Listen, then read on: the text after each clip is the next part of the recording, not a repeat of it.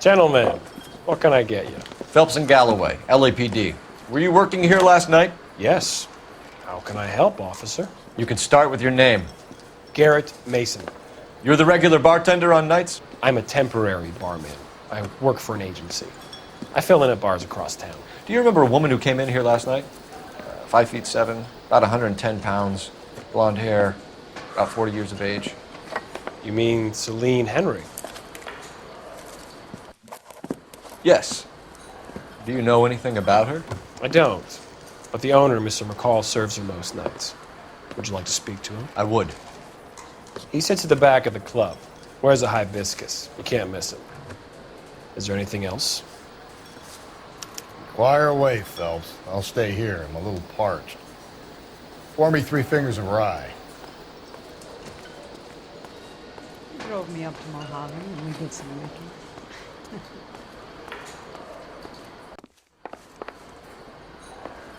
Detective Phelps, LAPD. We're investigating the murder of Celine Henry. Do you know her? Celine? You Christ. pay for that?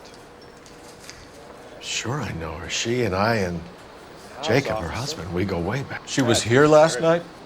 Sure, she's a regular. Celine was a lovely woman. Was Mrs. Henry here with anyone last night? Not at first. Celine already had quite a head start. But she attracted attention? Certainly. A few gentlemen became very enamored with her and her stories. One guy in particular.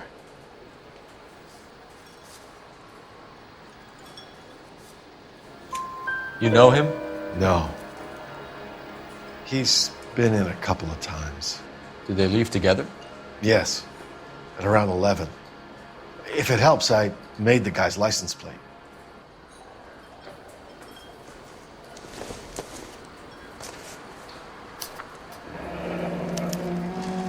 I think this could be a great help, sir. Thank you.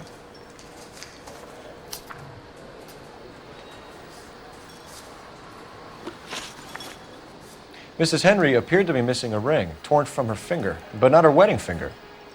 Celine always wore a red garnet ring on the large side. Larger than life, like Celine herself. Did she have it a long time? Sure. Since way back in her flying days. Did her husband buy it for her? No, it was before Jacob.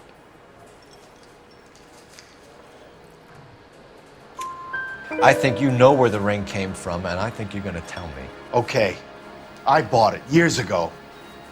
I carried a torch for Celine in those days. Guess I always have. Her old man never knew about it. You know the husband? Sure, I know Jacob. He was in the Corps. He met Celine on a furlough and married her when the war was finished. He put up with a load of shit. Do you think he killed his wife? No. No, not in my opinion. Was he ever violent with her? Celine came in here last night looking like she'd taken a slap. They don't live together anymore, so it might not have been him. Thanks, Mr. McCall. You've been a big help. One more thing. Would you have an address for Celine? 142 North Union Avenue. God knows I had to send her home in enough cabs to remember that.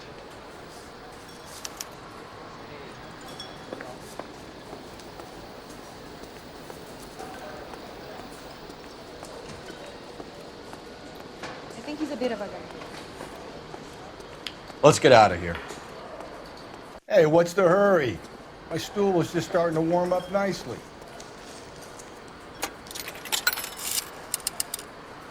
Operator, give me dispatch. Putting you through now. Phelps, badge 1247. How can I help, Detective? I need a registered owner on a license plate, 2boy8899.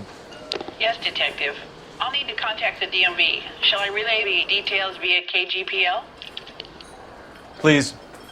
Thanks.